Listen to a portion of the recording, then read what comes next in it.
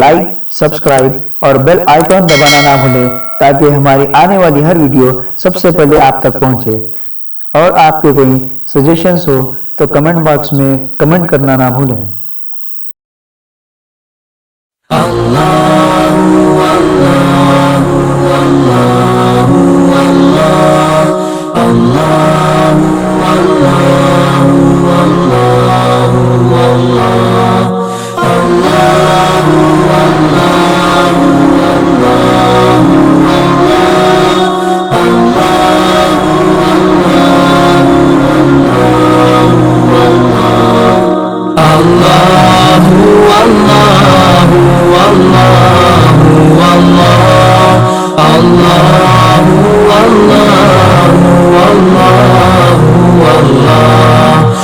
شهر رمضان الذي أنزل فيه القرآن هدى للناس وبينات من الهدى والفرقان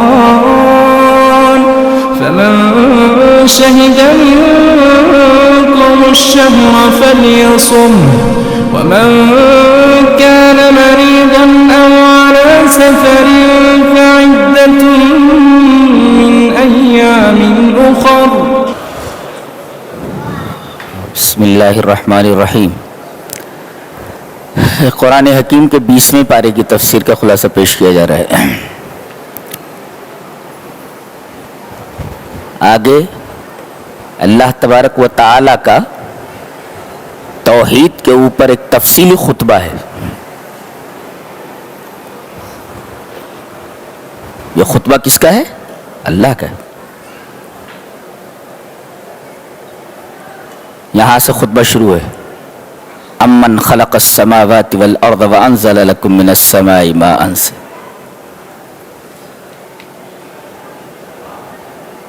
تو اللہ تبارک و تعالی کا ایک تفصیلی خطبہ ہے۔ اس سے پہلے بطور تمہید، بطور مقدمہ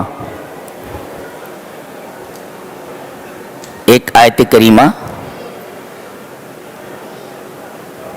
پیش کی گئی ہے۔ تمہید یہ ہے، اللہ خیر اما یشرکون، کہ اللہ بہتر ہے یا وہ لوگ بہتر ہیں جن کو یہ اللہ کا شریک گردانتے ہیں۔ دونوں میں بہتر کون ہے؟ یہ تمہید ہے۔ اللہ خیر اما یشرکون، کیا اللہ بہتر ہے یا مشرکین جن کو اپنا معبود کہتے ہیں وہ معبود بہتر ہیں؟ یہ خطبے کی تمہید اور اس کا مقدمہ ہے، اور اس کے بعد ایک تفصیلی خطبہ آ رہا ہے۔ آسمان اور زمینوں کو پیدا کرنے والا کون؟ آسمان سے پانی برسانے والا کون؟ اور اس پانی کے ذریعے بارونق باغات اگانے والا کون؟ ما کان لکم ان تنبتوا الشجرہ، تمہاری اوقات نہیں ہے کہ تم ایک درخت اگا سکو۔ دیکھو تو الہ مع اللہ، کیا اللہ کے ساتھ کوئی معبود ہے؟ دیکھیے یہ خطبہ ہے توحید کے اوپر، چلتا چلا جا رہا ہے۔ بیچ میں فرمایا گیا امن یجیب المضطر اذا دعاہ ویکشف السوء، اللہ کے علاوہ کون ہے جو مضطر کی دعا کو سنتا ہے اور اس کی تکلیف کو دور کرتا ہے؟ یہ مضطر کسے کہتے ہیں؟ ابن عباس رضی اللہ تعالیٰ عنہما نے اس کی تفسیر کی ہے کہ المضطر المکروب یا المجہود، کہ مضطر کہتے ہیں مکروب کو، جو شدید تکلیف میں مبتلا ہو اسے مکروب کہتے ہیں۔ تکلیف میں نہیں، شدید تکلیف میں مبتلا ہو اسے کہتے ہیں مکروب۔ تو اللہ فرما رہا ہے کہ کون ہے جو انتہائی تکلیف میں مبتلا شخص کی دعا کو سنتا ہے اور مضطر کے اندر ایک اور چیز بھی ہے. کیا ہے کہ وہ یہ دیکھتا ہے کہ اس کے رنج و غم کو دیکھنے والا کوئی نہیں ہے اور اس کی آہوں اور سسکیوں کا سننے والا کوئی نہیں ہے. اس کے رنج و غم کو، اس کی تکلیف کو دیکھنے والا کوئی نہیں ہے اور اس کی آہوں اور سسکیوں کو سننے والا کوئی نہیں ہے. وہ چاروں طرف دیکھتا ہے مگر کوئی نظر نہیں آتا. چاروں طرف سے اس کے اوپر دروازے بند ہیں مدد کے، کوئی اس کی مدد کو آتا دکھائی نہیں دے رہا ہے. یہ آدمی مضطر ہے. اب یہ دعا کرتا ہے کہ میرے رب میرا کوئی نہیں ہے. اللہ فرماتا ہے تیرا کوئی نہیں ہے تو جس کا کوئی نہیں ہوتا اس کا میں ہوتا ہوں نا، میں ہوں نا اللہ. اور اللہ تبارک و تعالی ظالم سے مظلوم کی آنکھوں سے گرے ہوئے ایک ایک آنسو کا حساب لیتا ہے. جی امن یجیب المضطر اذا دعاہ ویکشف السوء، اللہ کے علاوہ کون ہے جو مضطر اور پریشان حال کی دعا کو سنتا ہے اور اس کی تکلیف کو دور کرتا ہے. اللہ فرما رہا ہے الہ مع اللہ، ہمارے علاوہ کوئی ہے؟ اور جواب میں سکوت ہے، سناٹا ہے. اس کا مطلب یہ ہے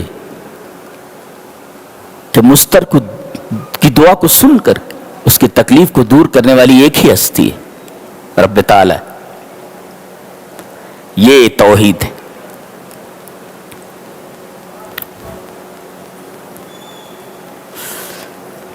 تو مضطر کا مطلب سمجھ میں آیا؟ جی.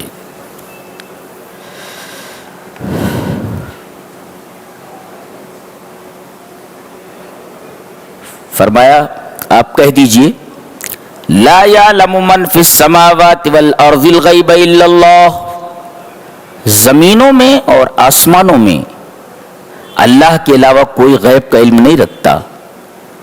اس آیت کریمہ کی تفسیر میں حضرت عائشہ رضی اللہ تعالی عنہا کی ایک حدیث امام بخاری رحمۃ اللہ علیہ کتاب التوحید میں لائے ہیں. حضرت عائشہ فرماتی ہیں من حدثک ان محمد رأى ربه فقد كذب وهو يقول لا تدرك الابصار ومن حدثك انه يعلم الغيب فقد كذب وهو يقول لا يعلم الغيب الا الله.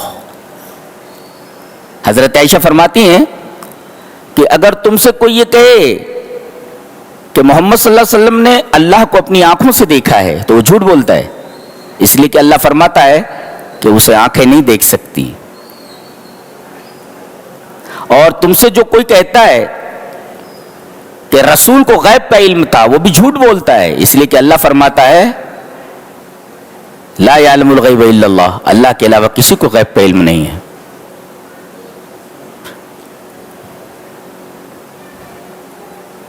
اس کے بعد توحید کے اوپر ایک بڑی شاندار دلیل پیش کی جا رہی ہے.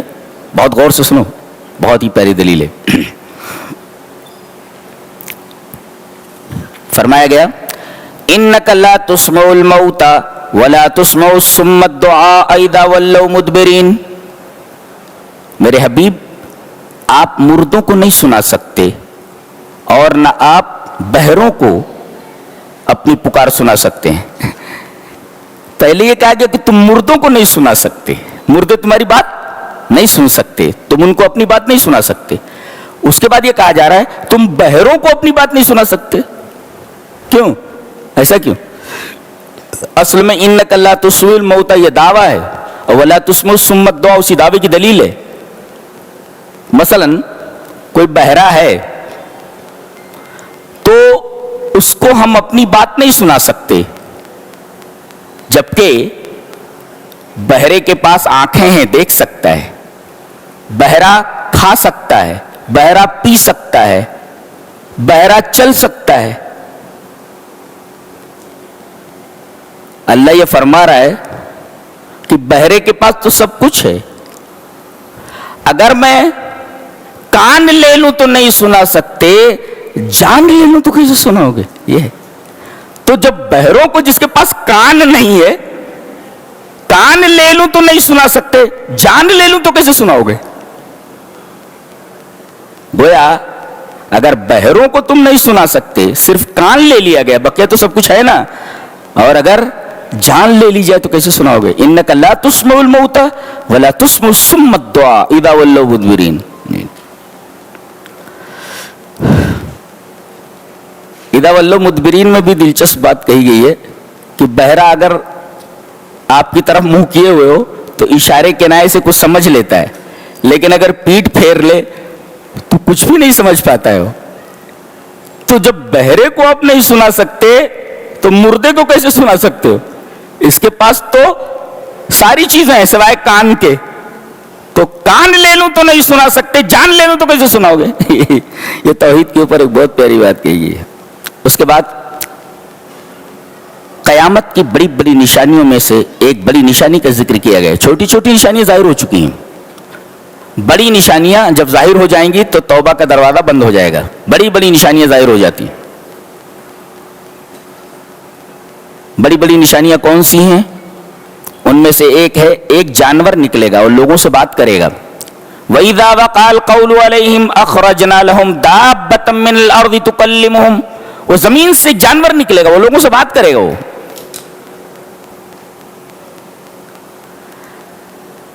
حضرت حذیفہ ابن اسید رضی اللہ تعالیٰ عنہ سے مروی ایک روایت مسلم شریف کتاب الفتن میں ہے کہ اللہ کے رسول صلی اللہ علیہ وسلم نے ارشاد فرمایا کہ جب تک 10 بڑی نشانیاں ظاہر نہ ہو جائیں تب تک سور نہیں پھونکا جائے گا، اس نظام عالم کو درہم برہم نہیں کیا جائے گا.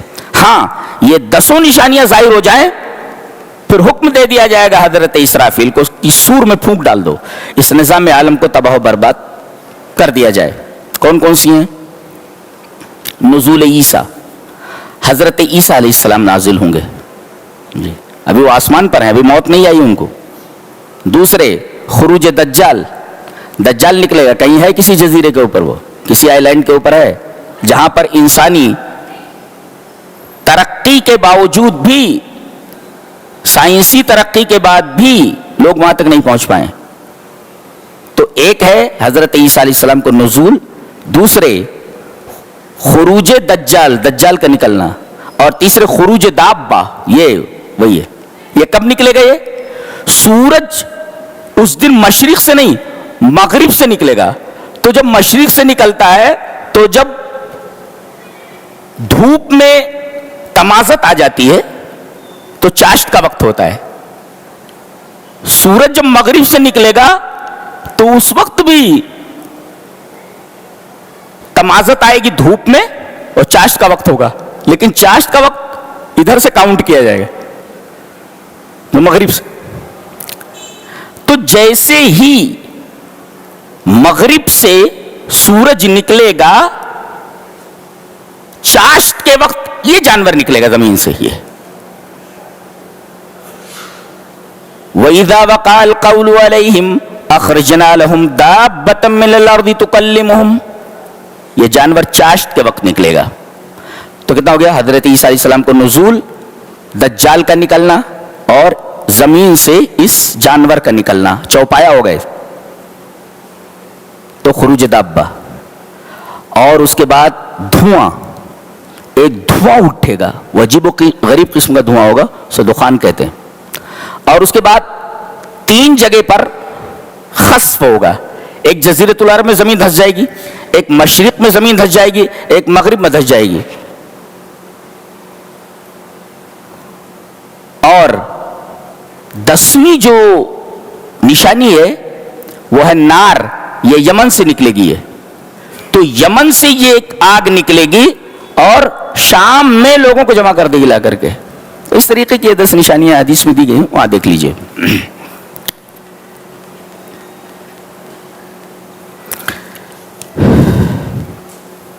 اس کے بعد सूरह कसस है। बयान किया जा रहा है कि फिरौन जमीन में बुलंद हुआ, और इसमें दो लोगों का खास तौर से तस्करा है। एक हजरत मूसा अलैहिस्सलाम का चचाजाद भाई है कारून, लेकिन अजीब बात यह है कि वो बनी इसराइल का फर्द होते हुए ये फिरौन का खास आदमी था। आज नहीं है लोग, फिरौन का खास आदमी था और बनी इसराइल को इससे काफी तकलीफ थी, जबकि ये हजरत मूसा अलैहिस्सलाम का चचाजाद भाई था और बहुत बड़ा सरमायादार था। बताया गया कि इसके खजानों की कुंजियां उठाने के लिए कई कई ताकतवर लोगों की जरूरत पड़ती थी। इतना मालदार आदमी था, इतना पैसा इसके पास था और हुकूमत से इसके काफी रवाबित थे। हुकूमत से रब्त रखने की वजह से इसने काफी माल पानी बनाया हुआ था ये कारून। और उसके बारे में भी यही है, ला युरीदूना उलूवन फिल अर्ज़, जमीन में बुलंद होना। और यहां क्या कहा गया, इन्न फिरऔना अला माने बुलंद होना। तो ये दोनों जमीन में बुलंद हुए और जानते हैं दोनों जब सुधरे नहीं तो उनकी बुलंदी को पस्ती से बदल दिया गया। एक को तो धंसा दिया गया, जमीन में चला गया, वो ऊंचा उड़ रहा था ना तो उसे जमीन में धंसा दिया गया। बाज लोग सवाल करते हैं कि कारून के ऊपर यही अजाब क्यों आया कि उसे धंसा दिया गया, कोई और अजाब क्यों नहीं आया? उसका जवाब यही है, जो उड़ता है ना उसके पर काट दिए जाते हैं, तो ये उड़ रहा था जमीन में, लिहाजा इसे जमीन ही में धंसा दिया गया। फिल अर्ज, जमीन में बुलंद हो रहा था, लिहाजा इसे जमीन में धंसा दिया गया। और वो ला युरीदून उलूवन फिल अर्ज, ये कारून के बारे में, वो जमीन में बुलंद हो रहा था तो अल्लाह तबारक व तआला ने उसको भी, एक को तो जमीन में धंसा दिया और एक को पानी में धंसा दिया। पानी खड़ा है दोनों तरफ पत्थर बन करके और बीच में रास्ता बना हुआ है। अब जब फिरौन इस रास्ते में आता है तो पानी मिल जाता है, तो ये भी तो उड़ रहा था ना, इसको भी तो धंसा दिया गया, पानी के अंदर डुबो दिया गया, तो भी धंसना ही तो हुआ। आदमी जमीन के ऊपर हो, जमीन के नीचे कर दिया जाए उसे तो धंसना ही तो हुआ। तो दोनों जमीन में बुलंद हो रहे तो दोनों को जमीन में धंसा दिया गया। एक को डुबो दिया गया ऊपर पानी और एक को धंसा दिया गया ऊपर जमीन, तो दोनों अंदर गए। तो जो उड़ता है उसके पर काट दिए जाते हैं, ये अल्लाह तबारक तआला की सुन्नत है, उसका कायदा है। ये करता क्या था, ये तीन काम करता था बनी इसराइल के साथ, बताया गया। यस्तज़इफु ताइफतम मिनहुम, एक गिरोह जो था बनी इसराइल का, इनको हुकूमत की तरफ से कोई मुराआत और कोई रियायत हासिल नहीं थी।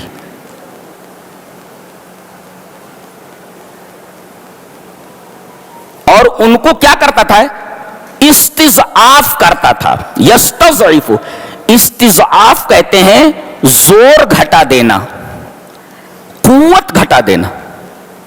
किसी का जोर हो तो उसका जोर घटा देना, ताकत हो तो कमजोर कर देना, ज़ौफ में मुब्तला कर देना। तो ताकत घटा देना, जोर कम कर देना कि ये उठने ना पाए। आदमी उठता कब है, जब उसके पास जोर रहता है। जोर कम कर दो, आदमी उठ नहीं पाता है। तो बनी इसराइल उठ ना पाए तो उनके साथ इस्तिज़आफ का मामला किया जाता था, उनके जोर को घटा दिया जाता था। कैसे? नौजवान जो कौम और नस्ल की कुव्वत होते, ताकत होते, इनको पकड़कर ज़बह कर दिया जाता था। मारा नहीं जाता था, घिरा करके इनकी गर्दन काट दी जाती थी, ज़बह कर दिया जाता था। युज़ब्बिहु अब्नाअहुम, बच्चों को, नौजवानों को ज़बह कर दिया जाता था। जी, बच्चे ज़बह हो गए। वयस्तही निसाअहुम, और औरतों को जिंदा रखा जाता था उनसे अय्याशी करने के लिए। जी, ये तीन काम थे। इनके जोर को घटा देना, ये उठने ना पाए, एक। और दूसरे بیٹوں کو ذبح کر دیا جائے اور تیسرے عورتوں کو زندہ رکھا جائے. یہ تین کام کیے جاتے تھے. اور اللہ فرما رہا انہ کان من المفسدین, بہت بڑا مفسد تھا یہ. گویا اس طریقے کے سارے کام فساد فی الارض میں داخل ہیں. اس کو فساد فی الارض کہتے ہیں. زمین میں فساد کرنا یہ فساد کی بڑی بڑی چیزیں ہیں اور فساد کے بڑے بڑے ذرائع ہیں. اللہ نے فرمایا اب ان کو کمزور کیا جا رہا ہے, ان کا زور گھٹایا جا رہا ہے. تو وہ نريد ان نمن على الذين استضعفوا في الارض ونجعلهم ائمة ونجعلهم الوارثين. یہ چاہ رہا ہے کہ ان کا زور گھٹا دیں, لیکن ہم کیا چاہ رہے ہیں؟ اللہ فرما رہا ہم کیا چاہ رہے ہیں؟ ان نمن على الذين استضعفوا, یہ جن کا زور گھٹایا جا رہا ہے ہم چاہ رہے ہیں کہ ان کے اوپر احسان کریں. کس طریقے کا احسان کریں؟ ان کو زمین میں ہم امام بنا دیں. ونجعلهم ائمة, ان کو امام بنا دیں. یہ اللہ تبارک و تعالیٰ کا ارادہ ہے اور اللہ تعالیٰ نے اپنا وہ ارادہ پورا کیا. فرعون اور اس کا لشکر پورا کا پورا غرقاب ہو گیا اور مصر ان کے حوالے کر دیا گیا. دیکھیے یہ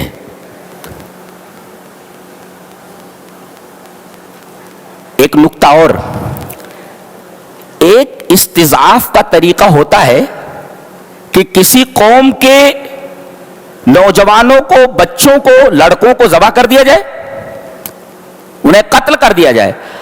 اور ایک ہوتا ہے کمزور کرنے کا طریقہ کہ ان کے عقیدے بدل دیے جائیں. ہاں, عقیدے بدل دیے جائیں. موحد ہے تو مشرک بنا دیا جائے.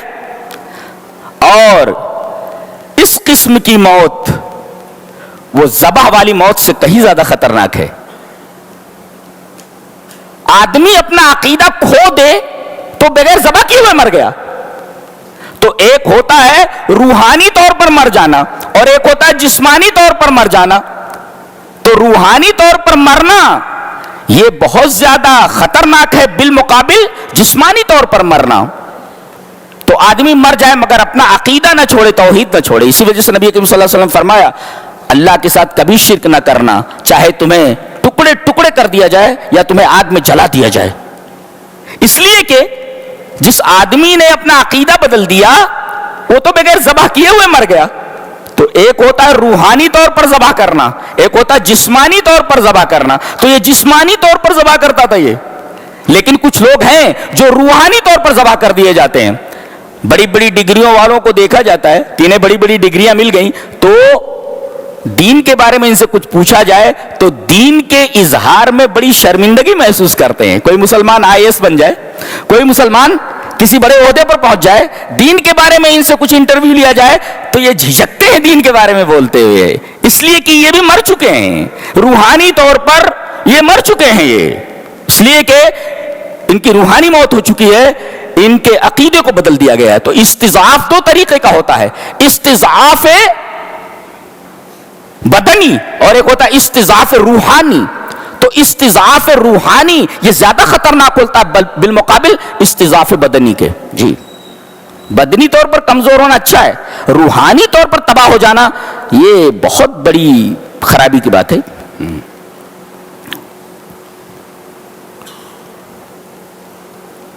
مفسرین نے لکھا ہے کہ اس نے خواب دیکھا تھا کہ ایک لڑکا پیدا ہونے والا ہے جو ہماری حکومت کو ختم کر دے گا. اب اس نے حکم دے دیا کہ گھر گھر میں جاسوس بھیجے جائیں اور وہ پتہ لگائیں کہ کس کے ہاں لڑکا پیدا ہوا ہے. لڑکی کے بارے میں معلوم ہے تو چھوڑ دیا جائے, لڑکا اگر ہے تو اسے ذبح کر دیا جائے.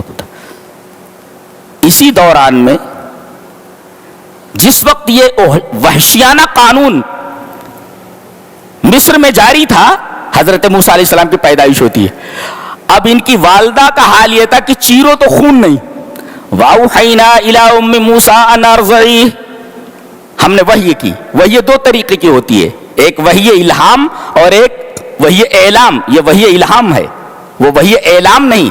اعلام کے لیے فرشتہ آتا ہے, یہ دل میں ڈالنے والی بات ہے, الہام ہوتا ہے ایک طریقے. وَأَوْحَيْنَا إِلَىٰ أُمِّ مُوسَىٰ أَنْ أَرْضِعِهِ، پیدا ہو گئے تو ہم نے وحی کی کہ دودھ پلاتی رہو ان کو جی. اور جب ڈر لگے تو انہیں دریا میں پھینک دینا. فَأَلْقِهِ فِي الْيَمِّ، عجیب بات، ڈر لگے اگر تمہیں تو دریا میں پھینک دینا. ایک چھوٹا سا صندوق بنا کر کے بچے کو اسی میں ڈال دیا گیا اور حوالے دریا کر دیا گیا. دیکھو ظاہر میں یہاں ہلاکت ہے، لیکن اللہ تبارک و تعالی نے اس کے پیچھے سعادت رکھی ہے. بظاہر ہلاکت ہے لیکن پیچھے اس کے سعادت ہے.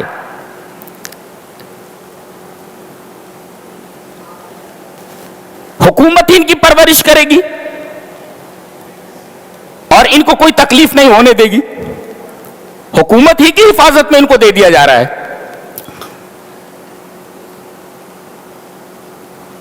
عجیب بات ہے کہ پانی دونوں جگہ ہے، دریا دونوں جگہ ہے، اور دریا کی تاثیر بھی وہی ہے، ڈبو دینا. حضرت موسیٰ علیہ السلام کو دریا میں ڈالا گیا، ڈوبے نہیں. اور فرعون کو دریا میں ڈال دیا گیا تو ڈوب گیا. دریا وہی ہے، پانی وہی ہے، تاثیر بھی وہی ہے، لیکن تاثیر کا بدلنے والا مؤثر اللہ تبارک و تعالی ہے. آگ کا کم جلانا، کوئی آگ میں کود پڑے جل جائے گا، لیکن حضرت خلیل آگ میں جب گئے تو ٹھنڈی ہو گئی. دیکھیے آگ آگ ہے، تاثیر بھی وہی ہے، لیکن اللہ تبارک و تعالی جو مؤثر حقیقی ہے اس نے آگ کی تاثیر بدل دی. دیکھیے موسیٰ علیہ السلام کو دریا میں ڈالا گیا لیکن بچ گئے، اللہ نے بچایا. دریا کو حکم دیا ڈبونا نہیں، اور وہاں فرعون کے بارے میں حکم ہوا دریا کو ڈبو دے اس کو. تو پوری کائنات تو اس کے زیر اقتدار ہے، زیر تصرف ہے، زیر تدبیر ہے.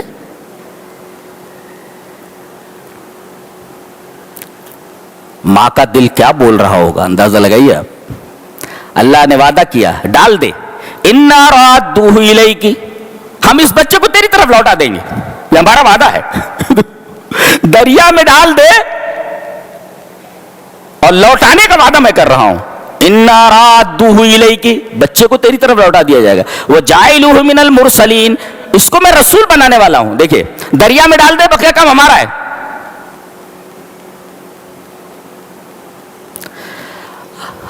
بہن کو لگا دیا پیچھے. فَبَصُرَتْ بِهِ عَنْ جُنُوبٍ، دور رہ کر کے، جاسوس ہوتا ہے ایک ماہر، دور سے نگرانی کر رہی تھی کہ یہ بہ کر کے یہ صندوق کدھر جا رہا ہے. دریا میں آگے تو نہیں نکل جا رہا، تو جو پانی محل میں جا رہا تھا یہ صندوق اسی طرف مڑ گیا، اس لیے کہ موڑنے والے اللہ کے فرشتے تھے، انہوں نے آگے اس صندوق کو نہیں جانے دیا، اس جگہ پر اس کو موڑ دیا جہاں سے پانی محل میں جا رہا تھا. اور وہاں حضرت آسیہ بنت مزاحم جو فرعون کی بیوی تھی اور ایمان والی تھی، انہوں نے اس صندوق کو بہتا ہوا دیکھا. کنیزوں کو حکم دیا دیکھو وہ کیا چیز ہے. جب دیکھا تو ایک خوبصورت بچہ لیٹا ہوا ہے، جلدی سے انہوں نے اپنی آغوش میں لے لیا اور اسے چومنے لگی. فرعون کو معلوم ہوا کہ ایک بچہ ایسے بہتا بہتا آیا، فوراً بھاگا آیا، کہا لاؤ مجھے دے دو میں قتل کر دوں. کہنے لگی وقالت امرأۃ فرعون قرۃ عین لی ولک، اس کو آنکھوں کا ٹھنڈک بنا لیں گے ہم. لا تقتلوا، ڈونٹ کل ہم، اسے مت مارو، اسے قتل مت کرو. لا تقتلوا، اسے قتل مت کرو. یہ حکومت اس کے پاس ہے، طاقت اس کے پاس ہے، پیسے اس کے پاس ہیں، اور خدا بن بیٹھا ہے لیکن ایک بچہ نہیں پیدا کر سکا. وقالت امرأۃ فرعون قرۃ عین لی ولک، بچہ نہیں پیدا کر پا رہا ہے. ربکم الاعلی، بچہ نہیں پیدا کر رہا ہے. کہہ رہے اسے ہم بچہ بنا لیں گے، عسیٰ ان ینفعنا او نتخذہ ولدا، ہم اسے اپنا بچہ بنا لیں گے. ایک بچہ نہیں پیدا کر سکتا، اتنا بڑا خدا ہے یہ بیچارہ. تو ایسے پاگل لوگ گزرے ہیں تاریخ میں، ہسٹری میں، ہیں بچہ نہیں پیدا کر سکتے وہ خدا بن بیٹھے. بیوی کو ایک بچہ نہیں دے سکتے اور یہ خدا بن بیٹھے. بیوی کہہ رہی اسے ہم اپنا بچہ بنا لیں گے. او نتخذہ ولدا، اللہ فرما رہا ہے تم بچتے نہیں تھے. سورہ طٰہٰ میں کہا اللہ نے تم فرعون کے ہاتھ سے بچنے والے نہیں تھے, وہ تمہیں قتل کر دیتا. جانتے ہو کیسے بچے تم؟ وَأَلْقَيْتُ عَلَيْكَ مَحَبَّةً مِّنِّي, میں نے تمہارے اوپر اپنی طرف سے محبت ڈال دی تھی, اس وجہ سے تم بچ گئے. اللہ اکبر. کیا نقطہ ملا؟ نقطہ یہ ملا کہ اگر ہم لوگ صحیح ہو جائیں تو اللہ ہمارے دشمنوں کے دلوں میں ہماری محبت ڈال سکتا ہے. شرط یہ کہ ہم سدھر جائیں. اتنا بڑا دشمن ہے, لیکن اللہ نے فرمایا جانتے ہو تم بچے کیسے؟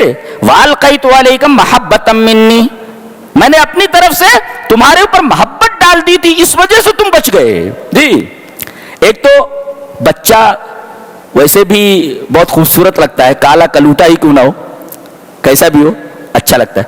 اور بچہ اگر خوبصورت ہو تو اور اچھا لگتا ہے, اور بے حد خوبصورت ہو تو اور اچھا لگتا ہے, اور اس کے اوپر اللہ اپنی محبت ڈال دے تو کیا کہنے. یہ تمام چیزیں مل کر کے فرعون کو روک دے رہی ہیں قتل کرنے سے. حضرت موسیٰ علیہ السلام بچ گئے.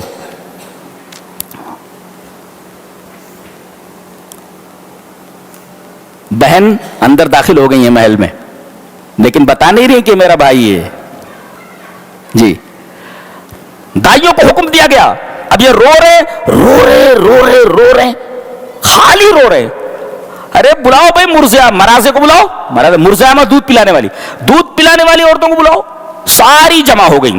وحرمنا علیہ المراض, مرضیہ کی جمع مراض, جتنی بھی دائیاں تھی دودھ پلانے والی سب کو جمع کر دیا گیا. لیکن اللہ فرماتا وحرمنا علیہ المراض, ہم نے تمام کنیزوں تمام دائیوں کے دودھ کو ان کے اوپر حرام کر دیا تھا. یہ دودھ پینے کے لیے تیار ہی نہیں ہو رہے تھے. کوئی بھی دودھ پلاتی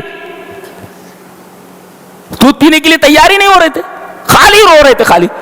فرعون نے کہا کیا سر اٹھا رکھا اس نے پورے محل کو, بھائی کیا کیا جائے اس کا. تب ان کی بہن نے انجان بن کر کے کہا کہ میں ایک ایسی عورت نہ بتا دوں جس کا دودھ یہ شاید پی لے. کہا ہاں بتاؤ بھائی. کہ فلاں عورت ہے. اب موسیٰ کی ماں ہی کو بلا لیا گیا. اللہ نے فرمایا نا اِنَّا رَادُّهُ إِلَيْكِ, فوراً لوٹا دیا گیا ان کو. اور کہا اب جیسے انہوں نے ان کو اپنی آغوش میں لیا, ماں تو تھی ان کی, یہ دودھ پینے لگے, چپ ہو گئے. فرعون نے کہا تم یہاں آ کر کے ان کو دودھ پلایا کرو. کہا کہ نہیں بھائی, میرے شوہر ہے اور گھر کی دیگر چیزیں ہیں, میری ایک بیٹی ہے, اس کی دیکھ بھال کرنی ہے, میں یہاں ہمیشہ یہاں آ کر نہیں رہ سکتی. تو کہا کہ ٹھیک ہے, ان کو اپنے گھر لے جاؤ اور خزانے سے ہمارے اس کا خرچہ دیا جائے گا. اللہ اکبر. پل رہے ہیں اپنے گھر میں اور دشمن ہیں فرعون کے, اور خزانے سے فرعون کے ان کی پرورش ہو رہی ہے. کیا اللہ تبارک تعالیٰ کی قدرت ہے بھائی. اللہ. ایک مفسر نے اس پر بڑا اچھا تبصرہ کیا ہے, کہتا ہے ان اللہ قد یحرمک ما ترید لیؤتیک فوق ما ترید. کبھی کبھی چیز اللہ کوئی چیز تمہارے اوپر حرام کر دیتا ہے, اس وجہ سے کرتا ہے تاکہ اس سے بڑی چیز دے جس کا تم ارادہ کر رہے ہو. بڑی چیز نہیں مل گئی. کبھی کبھی اللہ کسی چیز کو حرام کرتا ہے. اب دائیوں کے دودھ کو حرام کر دیا تو اس سے اچھی چیز مل گئی, ماں کا دودھ مل گیا نا. تو کبھی کبھی اللہ کسی چیز کو حرام کرتا, رک جاؤ تو اس سے اچھی چیز اللہ تبارک تعالیٰ تم کو دے گا. کسی چیز کو حرام کرنے کا مطلب یہ ہے کہ اس سے بڑی چیز تم کو دینے کا ارادہ اللہ تبارک تعالیٰ کر رہا ہے. لیؤتیک فوق ما ترید, یہ آیت کریمہ سے معلوم ہوا.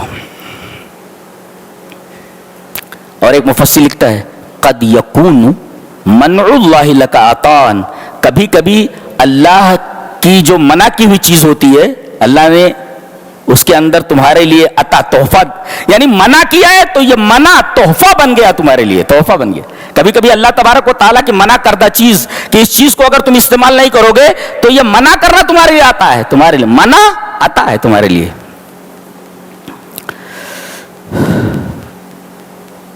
کہتے ہیں کہ جب بچے کو ماں نے دریا میں ڈال دیا, وَأَصْبَحَ أُمِّ مُوسَى وَأَصْبَحَ فُؤَادُ أُمِّ مُوسَى فَارِغًا, حضرت موسیٰ علیہ السلام کی ماں, مینس مدر, ان کی ماں کا دل فارغ ہو گیا.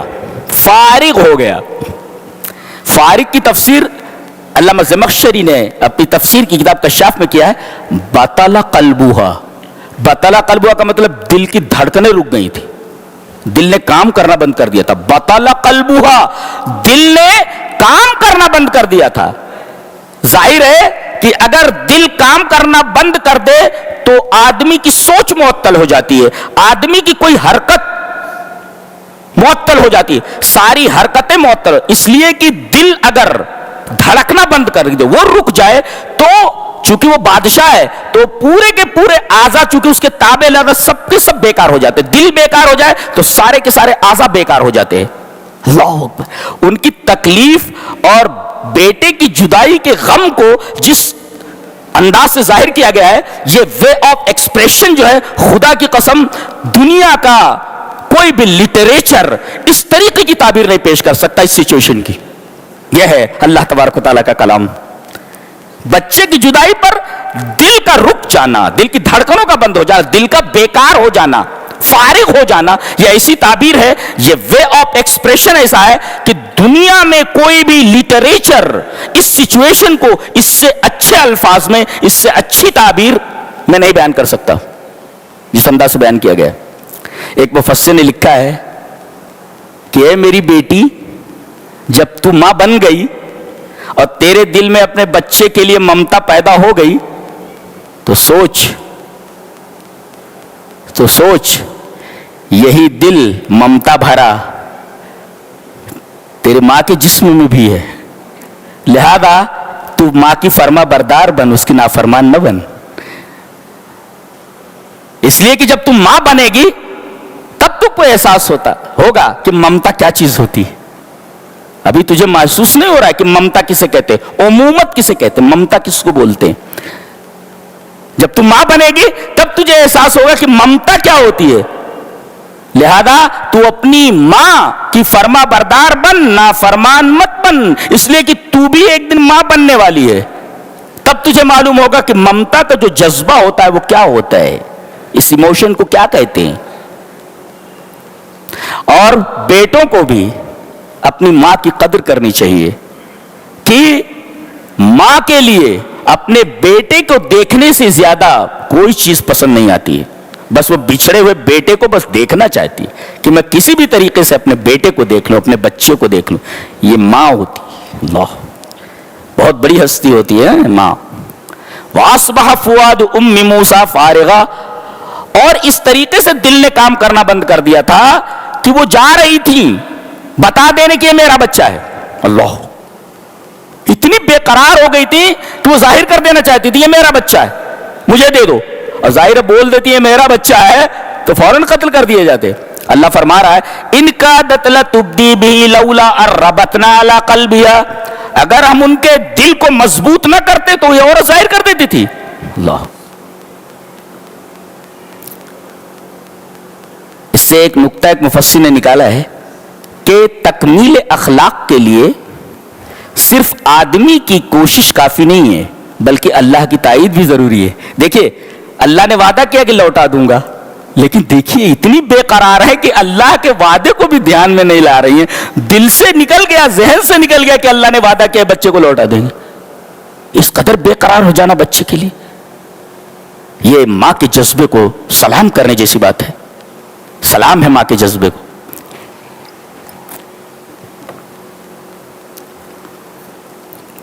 پلے بڑے جوان ہو گئے, بہت ہی طاقتور تھے.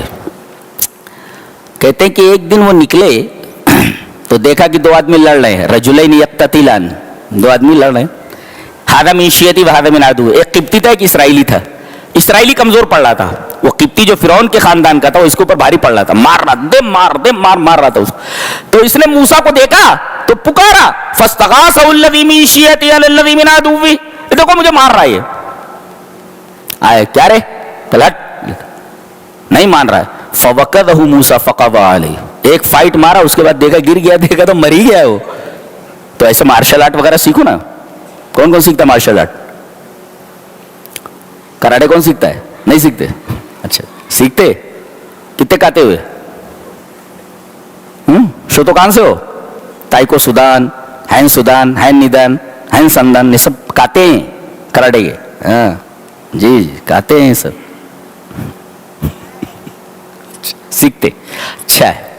تو ایک ہی فائٹ میں مر گیا وہ. فوقدہ موسیٰ فقضى علیہ.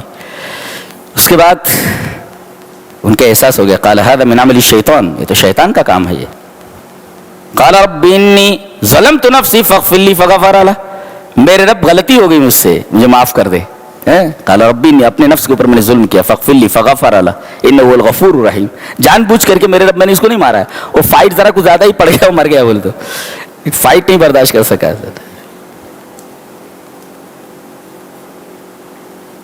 اب پتہ نہیں چل رہا تھا کہ اس کا مرڈرر کون ہے فرعون کے خاندان کا.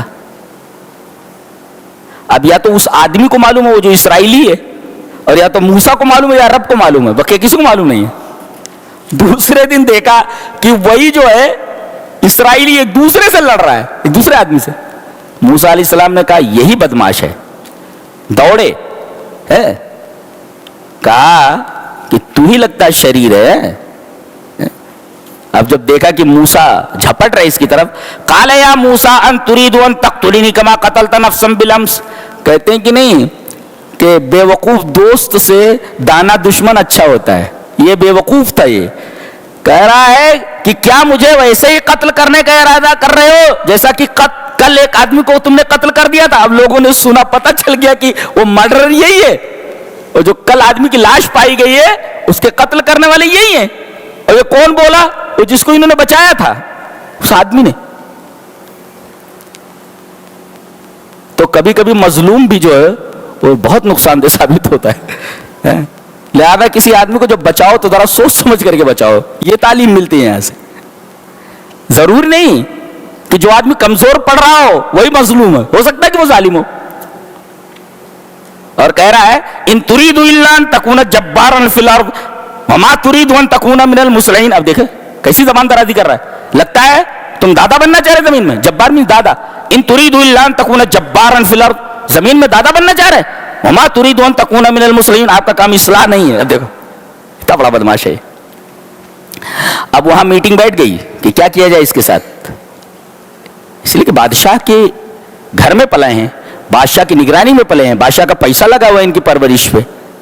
اب مشورہ کرنا کہ کیا کیا جائے. کہا کہ ختم کر دیتے ہیں اس کو, موسیٰ کو مار ڈالتے ہیں.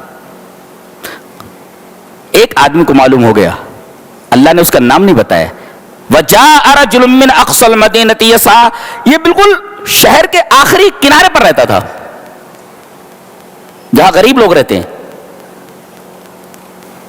جیسے کہ شہر میں زمین لینا, بیچ شہر میں, in the heart of the city, آدمی کے پسینے چھوٹ جاتے ہیں. ہاں باہر دور آدمی لے لیتا ہے, غریب آدمی تھا لگتا ہے.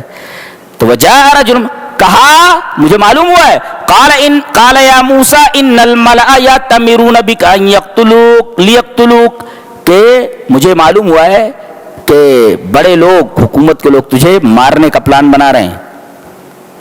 فخرج, نکل جاؤ. انی لک من الناصحین, میں تمہارا خیر خواہ ہوں. ایک مفسر کہتا ہے کہ خلد عملہ, اس آدمی کے عمل کو اللہ تبارک و تعالی نے دوام بخش دیا, امر کر دیا. ولم یذکر اسمہ, لیکن اس کا نام نہیں بتایا. کیوں؟ المہم لیس المہم من انت, اہم یہ نہیں کہ آپ ہیں کون, المہم ما قدمت, اہم یہ ہے کہ آپ کا کام کیا ہے. اہم یہ نہیں کہ آپ کا نام کیا ہے, اہم یہ ہے کہ آپ کا کام کیا ہے. اللہ کے نزدیک کام دیکھا جاتا ہے, اللہ کا نام نہیں دیکھا جاتا. دیکھیں اس آدمی نے اتنا بڑا کام کیا لیکن اللہ نے اس کا نام نہیں بتایا. اور ایک نقطہ یہ بھی ملا کہ اللہ کے رجسٹر میں اپنا نام لکھا لو, لوگوں کے رجسٹروں پہ اپنا نام لکھانے کی ضرورت نہیں ہے. دنیا کچھ بھی بولے کوئی فرق نہیں پڑتا ہے, رب تعالیٰ کی نگاہ میں تم چلے جاؤ, چاہے دنیا تم کو جانتی ہو یا نہ جانتی ہو, کوئی فرق نہیں پڑتا اس سے. لیس المہم من انت, اہم یہ نہیں ہوا رہی ہو آپ کون ہیں, اہم یہ ہے کہ آپ کا کام کیا ہے. یس, اب سمجھ میں نہیں آ رہا تھا جائیں کدھر. سوچا مدین کی طرف نکلوں. فلما توجہ تلقاء مدین, اب مدین کی طرف رخ کر لیا انہوں نے. قال عسى ربي ان يهديني سواء السبيل, میرا رب ہی مجھے راستہ دکھائے گا. اور رب نے مکمل راستہ دکھایا. پہنچے مدین کے باہر, تقریباً 7 رات کا فاصلہ ہے مصر سے مدین تک کا.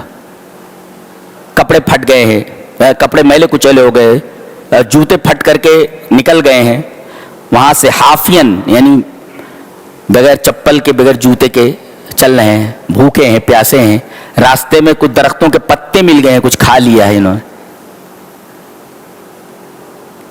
कितनी परेशानी में मुब्तला है। शहर के बाहर पहुंचे तो देखा कि एक हौज है, उस पर बड़ा सा वो ढक्कन रखा हुआ है। चरवाहे आ करके अपने चौपायों को पानी पिला करके ले जा रहे। दो लड़कियां एक तरफ खड़ी हैं। जब वो लोग चले गए तो देखा लड़कियां खड़ी हुई हैं। उठे वहां से, काला मा खतबुकुमा, तुम लोगों का क्या हाल है, क्या बात है। कहा कि ये लोग जब तक अपने जानवरों को पानी पिलाकर चले नहीं जाते तब तक हम लोग नहीं पिला पाते। हम लोग कमजोर हैं, वाबूना शेखुन कबीर, हमारे बाप बहुत बूढ़े हैं, लिहाजा हम लोगों को काम इस वजह से करना पड़ रहा है। पता ये चला कि बच्चियां पर्दे के साथ काम कर सकती हैं अगर घर में कोई काम करने वाला ना हो तो। जी, काम कर सकते। इन्होंने जो इनको अल्लाह ताला ने ताकत दी थी, ढक्कन को उठाया अकेले ही, जबकि कई चरवाहे मिलकर के ढक्कन को उठाते थे। अब जिसका फाइट इतना जोरदार हो कि एक फाइट में आदमी मर जाए तो कितना ताकतवर होगा, अंदाजा लगाइए जी। तो उठाया उन्होंने और इनकी बकरियों को पानी पिलाया और फिर खड़े भी नहीं रहे। सुम्मा तवल्ला, पिलाने के फौरन बाद पीछे मुड़ गए। नुक्ता ये मिला कि किसी के साथ कोई अच्छा काम जब करो तो शुक्रिया के लिए वहां खड़े मत हो, को शुक्रिया अदा करे। आपको शुक्रिया की जरूरत नहीं है। नेक काम करने के बाद किसी की तारीफ के मोहताज मत बनो। फसका लहुमा सुम्मा तवल्ला इला ज़िल, साए में जाकर फिर बैठ गए और वही दुआ की। फ़क़ाल रब्बी इन्नी लिमा अंज़लत इलय्या मिन खैरिन फ़क़ीर, अल खैरातु कुल्लुहा तंज़िलु मिनस समा, तमाम खैर आसमान से उतरता है। मेरे रब, मैं तेरे खैर का फकीर हूं। पता ये चला लिमा अंज़लता, जितनी भी खैरात हैं, जितनी भी भलाइयां सब आसमान से उतरती हैं। अल खैरातु कुल्लुहा तंज़िलु मिनस समा, लिहाजा आसमान वाले से खैरात मांगो, आसमान वाले से भलाइयां मांगो। और कहते हैं कि दुआ इतनी प्यारी थी, फजाअत, पाए ताकीब है, फौरन दुआ कबूल हो गई, फौरन दुआ कबूल हो गई। आदमी की हालत वैसे खस्ता है, हालत, और दिल भी अल्लाह की तरफ झुका हुआ है और दुआ में गिरियोजारी है। तीनों चीजें मौजूद हैं यहां। अल्लाह तबारक तआला ने फौरन दुआ कबूल कर ली। वो लड़की आई चलती हुई, फजाअत इहदाहुमा, दो थी ना, एक आई और हया के ऊपर चल रही थी, इतनी हयादार थी वो। कालत इन्ना बियदुक, मेरे अब्बा आपको बुला रहे हैं, चलिए आपने जो हमारी बकरियों को पानी पिलाया है इसका बदला देंगे। वो थोड़ी देर के अंदर अल्लाह तबारक तआला ने सब मामला ही बदल दिया। गए पहुंचे, काला ला तखफ, मत डरो, यहां फिरौन का इख्तिदार नहीं है, मुतमईन हो जाओ। और उसके बाद उन्होंने कहा कि मेरी ये दो बेटियां हैं, इन दो बेटियों में से जिसको तुम पसंद करो मैं उससे तुम्हारी शादी कर देता हूं। इसका मतलब जरूरी नहीं कि लड़के वाले ही लड़की को पैगाम भेजें लड़की वाले के यहां, बल्कि लड़की वाला भी कोई अच्छा लड़का अगर नजर आए तो उससे डायरेक्ट बात कर सकता है, उसके घर वालों से बात कर सकता है। एक बात ये हुई, लड़की ने क्या कहा, कालत इहदाहुमा या बतिस्ताजिर, ये लड़की के कहने पर इनको मजदूर रखा जा रहा है, इनको मजदूर रख लो। इन्न खैर मन इस्ताजरतल कवियुल अमीन, ये ताकतवर भी है और अमानतदार भी है। तो लड़के ने कि लड़की में क्या देखा, हया, इस्तिहयाइन जी, और लड़की ने लड़के में क्या देखा, कुव्वत और अमानत। तो बच्चा ताकतवर हो और दूसरे अमानतदार हो, ये दोनों चीजें लड़के में देखी जाए। और लड़की में क्या चीज देखी जाए, वल्ली हया, हया देखी जाए। और हया का पता कैसे लगा, वो चाल ही ऐसी थी, तमशी अलस्तहयाइन, हया के साथ चल रही थी, हया पर चल रही थी। मशा यमशी बनी टू वॉक, चलना। किसी मुफस्सिर ने लिखा है, इन तबिह लिखुतवातिक फइन्न मिशियतक लुगतुन, चाल का जरा ख्याल रखो, संभल कर चलो, इसलिए कि तुम्हारी चाल भी एक लैंग्वेज है। आदमी जब चलता है तो उसकी चाल से पता चल जाता है कि आदमी का मिजाज क्या है। किसी शायर ने बहुत अच्छा कहा है कि मिला है हुस्न तो इस हुस्न की हिफाजत कर, मिला है हुस्न तो इस हुस्न की हिफाजत कर, संभल के चल, तुझे सारा जहान देखता है। इसका मतलब यह है कि आदमी चले तो उसकी चाल से मालूम होता है कि उसका मिजाज क्या है। संभल के चल, तुझे सारा जहान देखता है, इसका मतलब चाल भी एक लैंग्वेज है, चाल भी एक तरीके की जबान है। कहा कि 8 साल आपको यहां रहना है, मजदूरी करना है। एक अजीब बात बताऊं, ये दोनों लड़कियां एक तरफ खड़ी हैं। अब इन्हीं दोनों को काम करना होता था। बाप तो बूढ़े हैं, शुएब साहब, हजरत शुएब बूढ़े हैं, इन्हीं दोनों लड़कियों को काम करना पड़ रहा है। हजरत मूसा को क्या मालूम था कि बच्चियों की इन बकरियों को पानी पिलाऊंगा तो मुझे बीवी भी मिल जाएगी और नौकरी भी मिल जाएगी। और लड़कियों को क्या पता था कि यहां जो पेड़ के नीचे एक आदमी बैठा हुआ है, मुझ में से एक का दूल्हा है ये, और ये नबी है। अल्लाह अकबर। और 10 साल काम करने से हम लोगों को फुर्सत मिल गई। तो 10 साल की राहत और एक नबी शौहर, ये वहां मौजूद है। ये लड़कियों को मालूम नहीं था और इनको मालूम नहीं था। ये दोनों चीजें लड़कियों को मालूम और 2 चीजें इनको मालूम नहीं थी कि दुआ करने पर अल्लाह तबारक व तआला मुझे बीवी भी अता कर देगा अच्छी हयादार, और मुझे नौकरी भी मिल जाएगी। तो उन्होंने कहा 8 साल तुम्हें यहां मजदूर रहना पड़ेगा, और अगर 10 पूरा कर दो फ़इन अतममत अशरन, अगर 10 पूरा कर दो तो बहुत अच्छा है, लेकिन मैं जोर जबरदस्ती नहीं करूंगा। अगर 8 साल बाद भी जाना चाहो तो जा सकते हो। क्या बात है। कारून की कहानी और कारून का बयान आगे आ रहा है। इन्ना कारून काना मिन कौम मूसा, ये मूसा अलैहिस्सलाम के कौम का था। मूसा अलैहिस्सलाम का चचाजाद इब्न अम था उनका। व आतैनाहु मिनल कुनूज़ मा इन्न मफातिहहु लतनू बिल उस्बति उलिल कुव्वा, इसके खजानों की चाबियों को उठाने के लिए ताकतवर आदमियों की जरूरत पड़ती थी, इतना बड़ा मालदार था ये। इससे मूसा अलैहिस्सलाम ने कुछ बातें कही, कहा कि वब्तगि फीमा आताक अल्लाहु दारल आखिरह, ये जो पैसा मिला है इसे आखिरत बना। वला तंसा नसीबक मिनद दुनिया, दुनिया में भी अपना नसीब मत भूल। आखिरत का तस्करा पहले किया, यानी पैसा मिले तो आखिरत बनाओ, ये बात कही। कहते हैं 5 चीजें अगर आदमी के अंदर आ जाएं तो लग्जूरियस लाइफ अगर वो गुजारना चाह रहा है तो कोई हर्ज नहीं, कोई कबात नहीं, लेकिन 5 चीजें होना। अगर वो लग्जूरियस जिंदगी गुजारना चाह रहा है, इस्लाम कहता गुजार, कितनी भी लग्जूरियस जिंदगी गुजारनी है गुजार, लेकिन तेरे अंदर 5 चीजें होना। एक तो माल पाकर आखिरत को मत भूलना, और दूसरे दुनिया में गरीबों को मत भूलना, वला तंसा नसीबक मिनद दुनिया, और तीसरे व अहसिन कमा अहसन अल्लाहु इलैक, याद रहे कि अल्लाह तबारक व तआला ने जिस तरह एहसान किया तेरे ऊपर तू भी एहसान कर। वला तबगिल फसाद फिल अर्द, जमीन में फसाद मत कर। तो ये देखेंगे आप तो 5 चीजें हैं, वब्तगी वला तंसा व अहसिन कमा अहसन अल्लाहु इलैक वला तबगिल फसाद फिल अर्द, और ला तफरह, ये ला तफरह, नाज मत कर। तो ला तफरह और इब्तगे, ला तंसा, अहसिन और ला तब्दिल फसाद फिल अर्ज़, ये 5 चीजें अगर किसी के अंदर हों तो लग्जूरियस लाइफ जिंदगी गुजारने में कोई कबात नहीं, इस्लाम इसकी इजाजत देता है। लेकिन अगर इनमें से एक भी कम हुई तो फिर इस्लाम इजाजत नहीं देता इसकी। उसके बाद कहा जा रहा है कि इन्नल्लज़ी फ़रज़ अलैकल क़ुरआन लराद्दुका इला माद, नबी करीम सल्लल्लाहु अलैहि वसल्लम मक्का से निकल रहे हैं, जहां आपका बचपन गुजरा है, जहां आपकी जगह है, आपका घर है। बड़ा मुश्किल होता है अपना घर छोड़ना, छोड़ रहे हैं। अल्लाह तबारक तआला कह रहा है कि एक काम करो, हम दोबारा तुम्हें तुम्हारा घर दे देंगे, लौटा देंगे। यहाँ मक्का जहां से तुम्हें निकाला जा रहा है, दोबारा मक्का तुम्हें दे देंगे। और सन 10 हिजरी को दे दिया गया। एक काम करना है, क्या? फ़रज़ अलैकल क़ुरआन, हमने आपके ऊपर कुरान को फर्ज कर दिया है। फर्ज का मतलब क्या?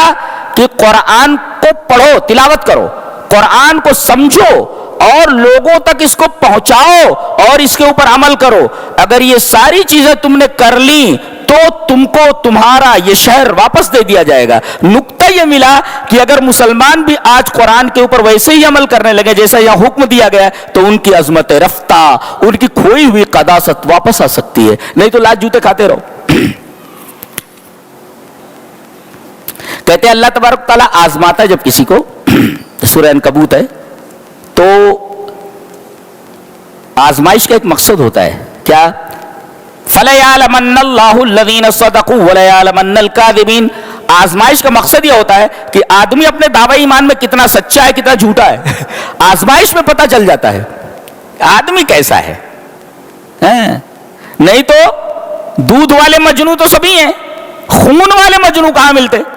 خون کون دیتا ہے؟ جو سچا مجنو ہوتا ہے خون وہی دیتا ہے, ورنہ دودھ والے مجنو تو بہت سارے مل جاتے.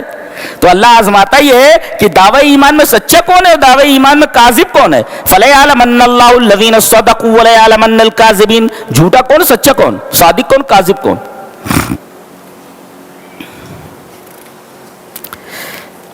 اس کے بعد بہت ہی حسین بات کہی جا رہی ہے,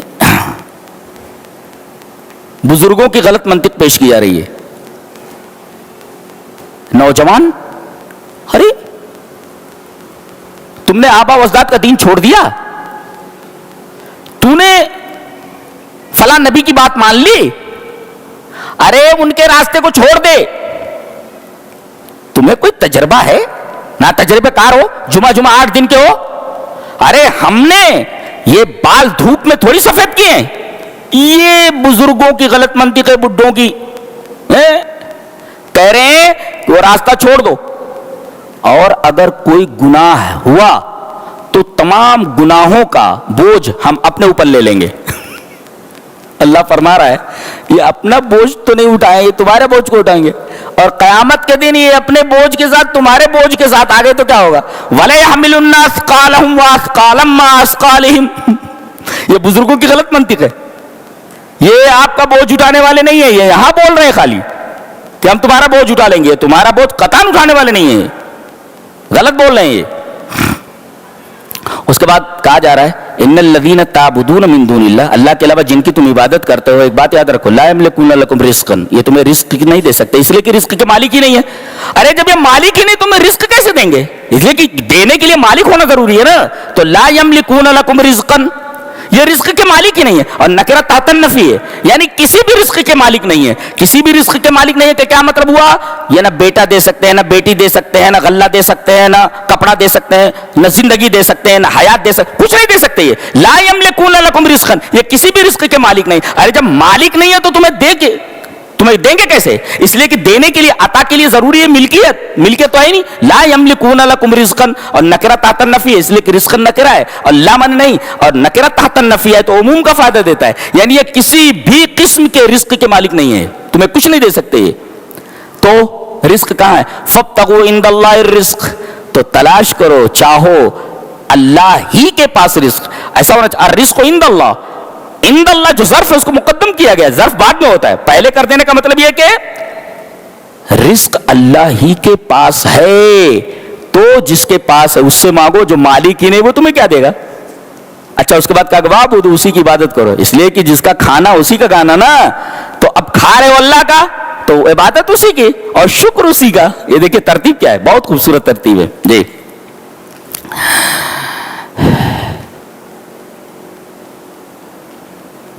اس کے بعد لوط علیہ السلام کے قوم کا ایک گھناؤنا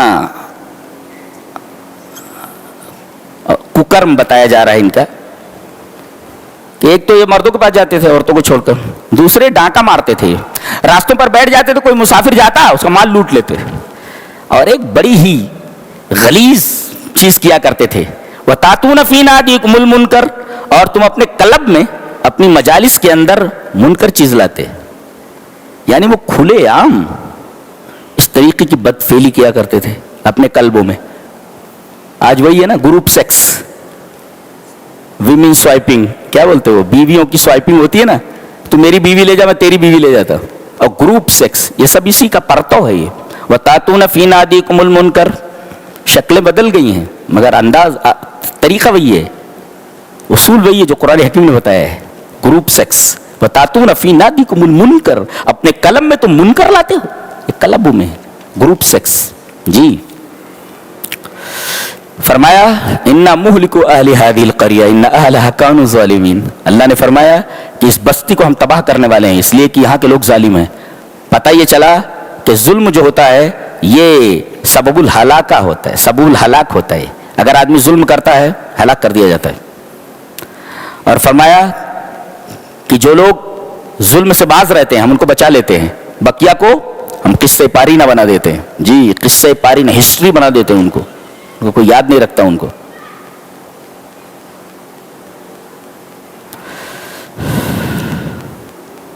उसके बाद आखिरी बात बहुत प्यारी है। अल्लाह तबारक व तआला ने अल्लाह के अलावा किसी और को अपना माबूद मानना, किसी को आसरा मानना ऐसे है जैसे मकड़ी का घर। मसलुल्लज़ीना इत्तख़ज़ू मिन दूनिल्लाहि औलिया कमसलिल अनकबूत, जिन लोगों ने अल्लाह के अलावा मददगार बना लिए, सहारे बना लिए हैं, इनकी मिसाल मकड़ी की तरह है। इनकी मिसाल मकड़ी है। यहां ठहरेंगे जरा सा। मकड़ी जाला बनाती है ना, बहुत कमजोर होता है ये जाला, हवा के एक झोंके से इधर उधर हो जाता है। और जब भी कोई चिड़िया या कोई जानवर मकड़ी के ऊपर हमला करता है तो ये अपने जाले में से निकल करके किसी बिल में घुस जाती है, किसी दरख्त में बैठ जाती है जाकर के।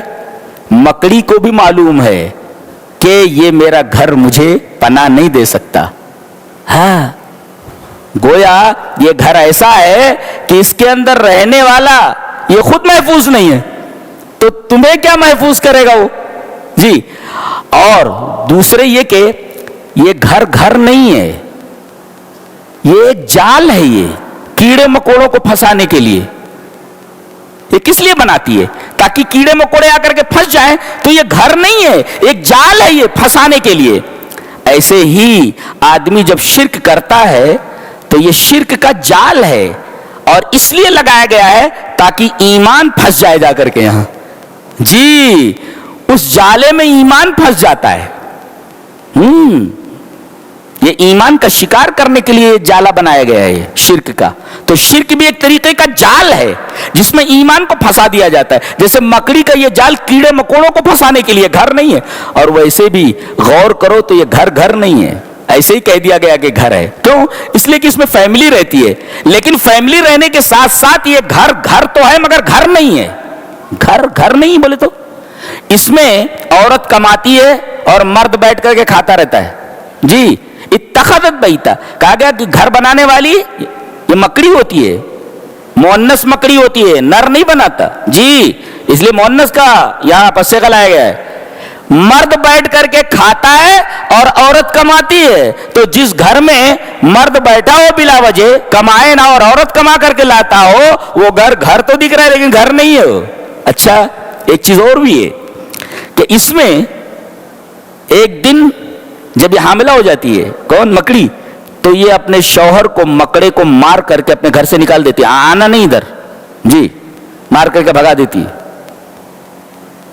तो जहां जिस घर में शौहर की कोई कदर ना हो, वो घर तो दिखाई देता मगर घर नहीं होता। और तीसरे, जब ये बच्चे बड़े हो जाते हैं तो ये माँ को खा लेते हैं, तो वो घर तो दिखाई देता मगर घर नहीं है, जहां पर माँ की कोई कदर ना हो, माँ की इज्जत ना हो। जी, माँ के ऊपर बच्चे सवार हों, माँ की कोई कदर ना करें, बच्चियां उसके सर पर सवार रहें, तो बताए घर तो है मगर घर नहीं, घर होते हुए घर नहीं है। ये पूरी यूरोपियन तहजीब को इस आयत करीमा में दिखा दिया गया। पूरी यूरोपियन तहजीब ही उनके घर का ये हाल है। जी,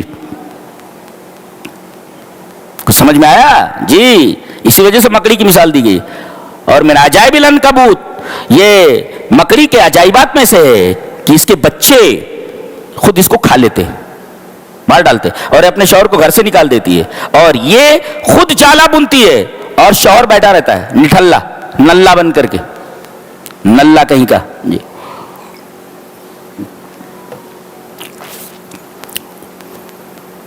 अल्लाह ने फरमाया सबसे कमजोर घर मकड़ी का घर होता है। वही नाउहनल बुयूत लबैतुल अनकबूत, लिहाजा जो लोग मेरे अलावा किसी और को आसरा मान लेते हैं वो मकड़ी के जाले पर भरोसा करने जैसा है। क्या बात है, क्या शान है बात करने की। मजबूत सहारा मैं हूं, मेरे अलावा जितने सहारे हैं सब के सब तारे अनकबूत हैं, मकड़ी के जाले हैं सब। इसमें तुम्हारा ईमान फंस जाएगा। تو کیا تمہارا کچھ فائدہ ہونے والا نہیں ہے؟ مکڑی تو خود تکلیف کے وقت اپنا جالا چھوڑ کر کے کسی درخت کے بل میں گھس جاتی ہے، اسے معلوم ہے کہ میرا گھر مجھے خود محفوظ نہیں رکھ سکتا، تو تمہیں کیا محفوظ رکھے گا؟ یہ دوسروں کا آسرا، دوسروں کے آسرے سے تم محفوظ رہ سکتے ہو۔ اللہ کیا مثال ہے، اللہ اکبر۔ آیت کریمہ پڑھ لیتے۔